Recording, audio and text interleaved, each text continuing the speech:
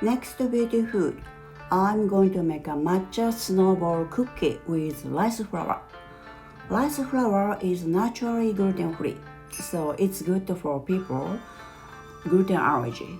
Also easy to digestion, so good for babies, elderly, and sensitive digestion. I use gluten-free this rice flour almost every day.